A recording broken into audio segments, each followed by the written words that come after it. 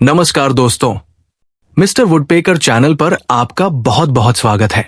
आज की इस वीडियो में हम इतिहास के उन पन्नों को एक एक करके पलटने जा रहे हैं जिनमें सिर्फ सूखी तारीखें या राजाओं के नाम नहीं छिपे हैं, बल्कि इनमें छिपी है इंसानों की जिद, उनकी नफरत, अपनों का धोखा और तख्त को पाने की वो अंधी भूख जिसने पूरी दुनिया का नक्शा हमेशा के लिए बदल दिया। आज की हमारी कहानी मुगल साम्राज्य के इतिहास का सबसे बड़ा, सबसे इमोशनल और सबसे खौफनाक चैप्टर है।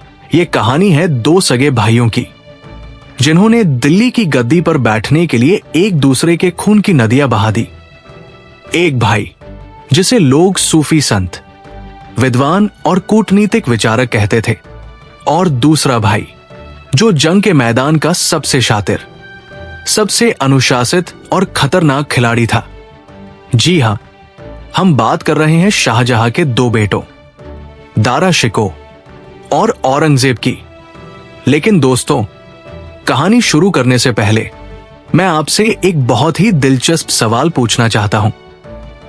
जरा सोचिए, अगर आज से लगभग 450 साल पहले इतिहास में एक छोटा सा बदलाव हो जाता और औरंगजेब की जगह उसका बड़ा भाई दारा शिकोह भारत का बादशाह बन जाता, तो आज हमारा देश कैसा होता? क्या आज की दुनिया, आज का भारत बिल्कुल अलग होता? आज के इस वीडियो में हम इसी गहरे रहस्य, इसी पारिवारिक ड्रामे और उस ऐतिहासिक जंग को करीब से समझेंगे जिसने एक पूरी सल्तनत की किस्मत बदल दी। इस बेहद गहरी और सच्ची दास्तान को आखिर तक बहुत ध्यान से सुनिए। तो चलिए चलते हैं सन 1650 के उस दौर में जब दिल्ली और आगरा के महलों में मुगलों का जलवा पूरी दुनिया में थ्राइव कर रहा था। उस समय भारत के शहंशाह थे शाहजहां, वही शाहजहां जिन्होंने अपनी बेगम मुमताज की याद में आगरा का ताजमहल बनवाया था। शाहजहां के 4 बेटे थे, दारा शिकोह, शाह शुजा, औरंगजेब और मुराद बख्श। लेकिन शाहजहां का सबसे ज्यादा लगाव, सबसे ज्यादा प्यार अपने सबसे बड़े बेटे दारा शिकोह से था। दारा शिकोह कोई आम शहजादा नहीं था दोस्तों। उसे तलवारें चलाने या शिकार करने का कोई खास शौक नहीं था। उसे बचपन से ही किताबों, पुरानी लिपियों और दर्शन शास्त्र यानी फिलॉसफी में गहरी दिलचस्पी थी। दारा शिकोह एक ऐसा इंसान था जो महलों के ऐशो आराम से दूर साधु संतों, सूफी फकीरों और विद्वानों के बीच बैठना पसंद करता था। दारा शिकोह की सोच अपने जमाने से बहुत आगे थी। बादशाह शाहजहां अपने इसी बड़े बेटे की इस शांत और गंभीर सोच के दीवाने थे। उन्हें लगता था कि भारत जैसे विशाल और विविधताओं वाले देश को चलाने के लिए दारा शिकोह जैसा पढ़ा लिखा, नरम दिल और समझदार इंसान ही बिल्कुल परफेक्ट है।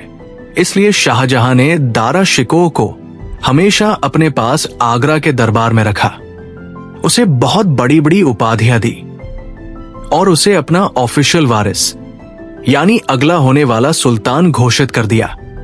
लेकिन दोस्तों, शाहजहां का यही अंधा प्यार दारा शिकोह के लिए सबसे बड़ी मुसीबत बनने वाला था, क्योंकि आगरा के इस आलीशान दरबार से बहुत दूर दक्षिण भारत यानी डेक्कन के जंगलों और पहाड़ों में नफरत और बदले की एक बहुत बड़ी आग सुलग रही थी। और ये आग सुलगा रहा था शाहजहां का तीसरा बेटा औरंगजेब। अब औरंगजेब की सिचुएशन को समझिए। औरंगजेब अपने बड़े भाई दारा शिकोह से बिल्कुल अलग था, एकदम अपोजिट। उसे किताबों या सूफी गीतों से कोई लगाव नहीं था, लेकिन जंग के मैदान में उसका दिमाग बिजली की तरह चलता था। औरंगजेब एक बेहद अनुशासित, कड़क और चतुर फौजी था। उसने अपनी जिंदगी का एक बड़ा हिस्सा महलों से दूर, कड़कती धूप और जंग के मैदानों में बिताया था। उसने दक्षिण भारत में मुगलों के साम्राज्य को फैलाने के लिए कई बड़ी और खतरनाक लड़ाइयां जीती थी। उसकी सेना के सैनिक उस पर अपनी जान छिड़कते थे, क्योंकि औरंगजेब उनके साथ जमीन पर सोता था और बहुत ही सादा जीवन जीता था। लेकिन औरंगजेब के दिल में बचपन से ही एक बहुत बड़ा दर्द और गुस्सा छिपा था। उसे हमेशा लगता था कि उसके अब्बू यानी शाहजहां उसके साथ सौतेला व्यवहार करते हैं। औरंगजेब सोचता था कि जंग के मैदान में जान मैं दाव पर लगाता हूं, सल्तनत के लिए खून पसीना मैं बहाता हूं, लेकिन जब प्यार और इज्जत देने की बात आती है तो अब्बू सारा क्रेडिट बड़े भाई दारा शिकोह को दे देते हैं, जो सिर्फ आगरा के ठंडे महलों में बैठकर किताबें पढ़ता है और जिसने आज तक कोई बड़ी जंग नहीं जीती। औरंगजेब के दिल में यह बात पत्थर की लकीर बन चुकी थी कि मुगलों के तख्त पर बैठने का हकदार कोई दार्शनिक या साधु नहीं, बल्कि एक ऐसा सिपाही होना चाहिए जिसके हाथ में तलवार हो और जिसके दिल में रहम का कोई नामोनिशान न हो। औरंगजेब अंदर ही अंदर उस सही मौके की तलाश में था जब वो अपने बड़े भाई से अपना हक छीन सके। और फिर दोस्तों, आया इतिहास का वो साल जिसने पूरे देश को हिलाकर रख दिया। साल था 1657। अचानक दिल्ली और आगरा की हवाओं में एक अफवाह फैल गई। खबर आई कि शहंशाह शाहजहां बहुत ज्यादा बीमार हो गए हैं, इतने बीमार कि वो अब अपने बिस्तर से उठ भी नहीं पा रहे हैं। उस जमाने में राजा की बीमारी का मतलब होता था आने वाली तबाही, क्योंकि मुगलों के कानून में ऐसा कोई नियम नहीं था कि बड़ा बेटा ही राजा बनेगा।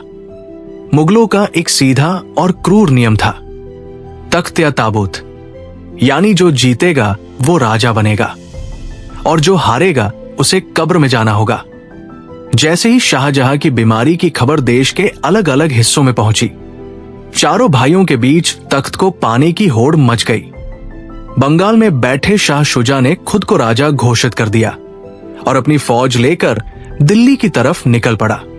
गुजरात में सबसे छोटे भाई मुराद ने भी बगावत कर दी, लेकिन सबसे शांत और सबसे खतरनाक चाल चल रहा था औरंगजेब। औरंगजेब ने तुरंत अपनी फौज तैयार की, लेकिन वो सीधे दिल्ली नहीं गया। उसने बहुत ही चालाकी से अपने सबसे छोटे भाई मुराद को एक चिट्ठी लिखी। औरंगजेब ने मुराद से कहा, देखो भाई, बड़ा भाई दारा तो बिल्कुल भटक गया है। वो मुगलों के तौर तरीके भूल चुका है। अगर वो राजा बना तो साम्राज्य बर्बाद हो जाएगा। तुम मेरी मदद करो, हम दोनों मिलकर दारा को हराएंगे और जीत के बाद मैं तुम्हें देश का आधा हिस्सा दे दूंगा। मुझे तो बस मक्का मदीना जाना है और सादगी से रहना है। मुराद औरंगजेब की इस मीठी बातों के जाल में फंस गया और दोनों भाइयों ने अपनी फौजें मिला ली। अब औरंगजेब और मुराद की कंबाइंड आर्मी एक विशाल तूफान की तरह आगरा की तरफ बढ़ने लगी। यहां आगरा के महल में दारा शिकोह के सामने एक बहुत ही मुश्किल सिचुएशन थी। एक तरफ उसके पिता शाहजहां बीमार थे और दूसरी तरफ उसके अपने ही सगे भाई उसकी जान लेने के लिए आगे बढ़ रहे थे। दारा शिकोह स्वभाव से योद्धा नहीं था, लेकिन अब उसके पास कोई रास्ता नहीं बचा था। उसे अपनी सल्तनत और अपनी जान बचाने के लिए मैदान में उतरना ही था। और फिर आया 29 मई 1658 का वो ऐतिहासिक दिन, जब आगरा से कुछ दूरी पर सामूगढ़ के मैदान में इतिहास की सबसे भयानक लड़ाइयों में से एक शुरू हुई, जिसे सामूगढ़ की जंग कहा जाता है। दोपहर का वक्त था दोस्तों। मई महीने की वो झुलसा देने वाली गर्मी और सामूगढ़ का वो तपता हुआ मैदान।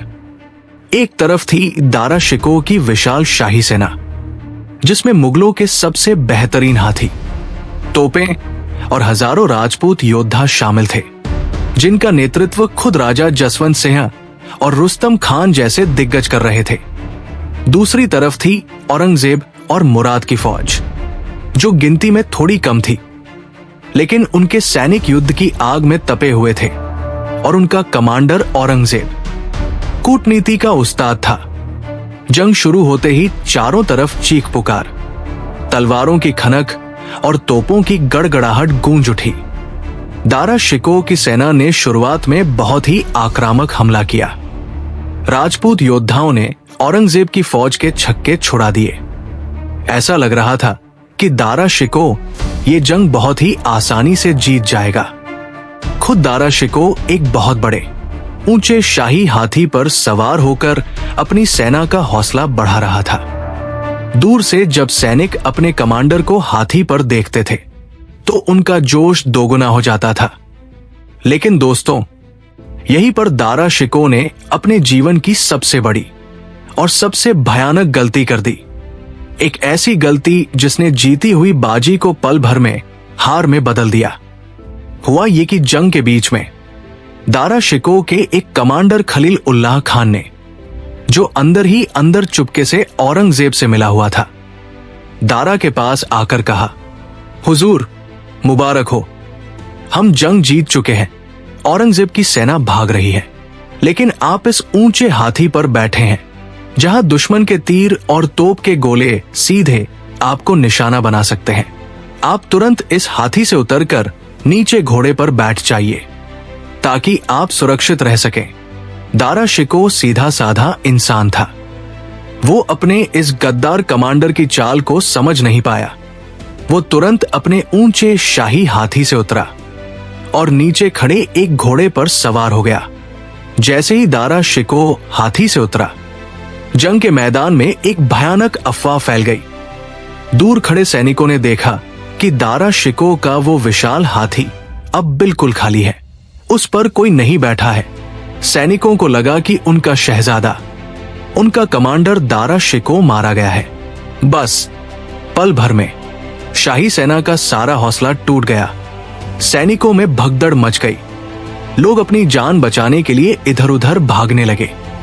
औरंगजेब ने जैसे ही इस भगदड़ को देखा, उसने तुरंत अपनी रिजर्व सेना को आगे बढ़ा दिया और पूरी ताकत से हमला कर दिया। देखते ही देखते दारा शिकोह की जीती हुई जंग एक करारी और शर्मनाक हार में बदल गई। दारा शिकोह को अपनी जान बचाकर वहां से भागना पड़ा। सामूगढ़ की इस जीत के बाद औरंगजेब के रास्ते का सबसे बड़ा कांटा हट चुका था। अब उसने अपना असली क्रूर रूप दिखाना शुरू किया। वो सीधे आगरा के किले में पहुंचा। उसने अपने बूढ़े और बीमार पिता शाहजहां को उसी के महल में, आगरा के किले के एक कमरे में हमेशा के लिए कैद कर दिया।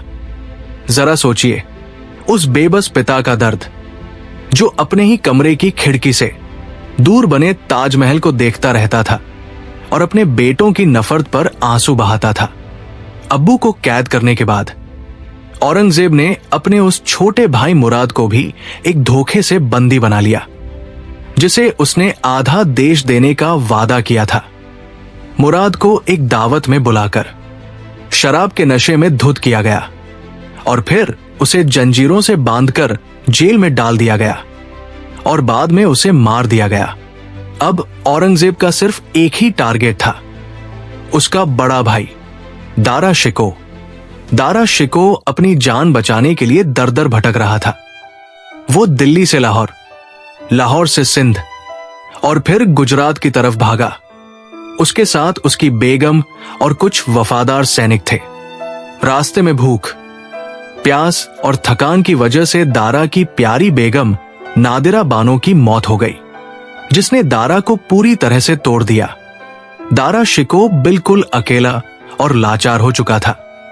आखिरकार दारा शिकोह ने बलूचिस्तान के एक जमींदार मलिक जीवन के यहां पनाह ली। ये वही मलिक जीवन था दोस्तों, जिसकी जान कभी दारा शिकोह ने शाहजहां से कहकर बचाई थी। दारा को लगा कि उसका ये पुराना दोस्त उसे कभी धोखा नहीं देगा, लेकिन सत्ता के इस क्रूर खेल में दोस्ती और एहसान की कोई कीमत नहीं थी। मलिक जीवन ने औरंगजेब के इनाम के लालच में आकर अपने ही मददगार दारा शिकोह को धोखे से गिरफ्तार कर लिया और उसे लोहे की भारी जंजीरों में जकड़कर औरंगजेब के पास दिल्ली भेज दिया। जब दारा शिकोह को दिल्ली लाया गया तो औरंगजेब ने क्रूरता की सारी हदें पार कर दी। वो जनता को यह दिखाना चाहता था कि जो भी तख्त के खिलाफ आवाज उठाएगा उसका क्या अंजाम होगा। औरंगजेब के हुक्म पर दारा शिकोह को मैले कुचाले, फटे हुए कपड़ों में एक गंदे और बीमार हाथी पर बिठाया गया और दिल्ली के चांदनी चौक की सड़कों पर घुमाया गया। दिल्ली की जो जनता अपने इस दयालु और सूफी शहजादे को बेइंतहा प्यार करती थी, वो सड़क के दोनों तरफ खड़े होकर रो रही थी। लेकिन औरंगजेब के खौफ के आगे कोई कुछ बोल नहीं पा रहा था। और फिर आई 30 अगस्त 1659 की वो खौफनाक रात। औरंगजेब ने अपने काजियों से दारा शिकोह के खिलाफ एक फतवा जारी करवाया, जिसमें दारा को इस्लाम का विद्रोही घोषित कर दिया गया।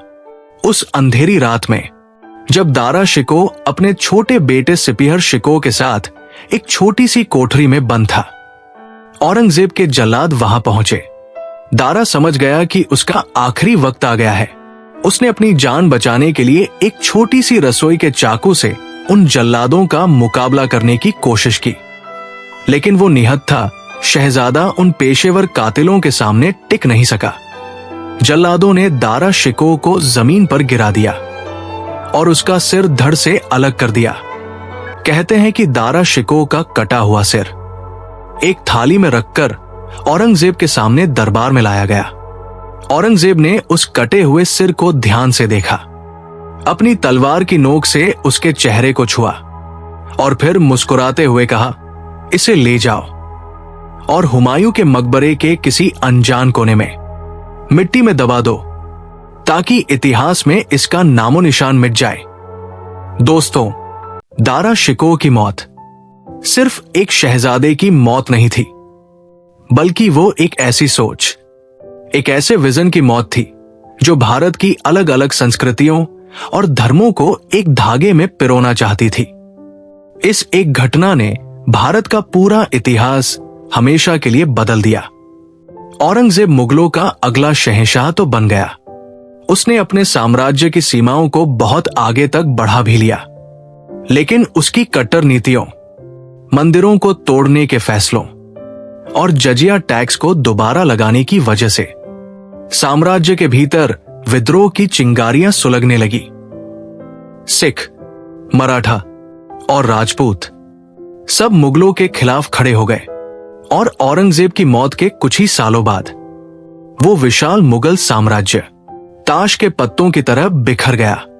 इतिहासकार आज भी सोचते हैं कि अगर सामूगढ़ के मैदान में दारा शिकोह अपने हाथी से न उतरा होता, अगर वो जंग जीत जाता और भारत का सुल्तान बनता, तो आज हमारा समाज, हमारा देश कितना शांत, कितना समृद्ध और कितना अलग होता। लेकिन दोस्तों, इतिहास अगर और मगर पर नहीं चलता। इतिहास तो सिर्फ फैसलों और उनके नतीजों की गवाही देता है। मुगल साम्राज्य के इन दो भाइयों की ये सच्ची और दर्दनाक दास्तान हमें सिखाती है कि ताकत और दौलत चाहे कितनी भी बड़ी क्यों न हो, अगर दिलों में नफरत हो तो वो अपनों को ही खा जाती है। वक्त हमेशा एक जैसा नहीं रहता, और जो साम्राज्य न्याय और मोहब्बत की जगह डर और नफरत पर बनता है, उसका अंत भी ऐसा ही खौफनाक होता है। तो दोस्तों, आज की हमारी ये पहली बेहद रोमांचक और सच्ची कहानी आपको कैसी लगी? क्या आपको दारा शिकोह और औरंगजेब की इस अनसुनी दास्तान से कुछ नया सीखने को मिला? हमें नीचे कमेंट बॉक्स में अपनी राय जरूर बताइएगा। आपके कमेंट्स हमारे लिए बहुत कीमती हैं। अगर आपको ये वीडियो दिल से अच्छी लगी और आप इतिहास के ऐसे ही और भी रोमांचक किस्से, महान जासूसों की कहानियां और खतरनाक जंगों के पीछे छिपे रहस्यों को जानना चाहते हैं, तो प्लीज इस वीडियो को अभी लाइक करें, अपने दोस्तों और परिवार के साथ इसे जरूर शेयर करें और हमारे चैनल मिस्टर वुडपेकर को सब्सक्राइब करना बिल्कुल मत भूलिएगा। अपना बहुत ख्याल रखिएगा और मिलते हैं बहुत जल्द मिस्टर वुडपेकर की अगली एक और बेहतरीन, सच्ची और आंखें खोल देने वाली कहानी में। तब तक के लिए अलविदा।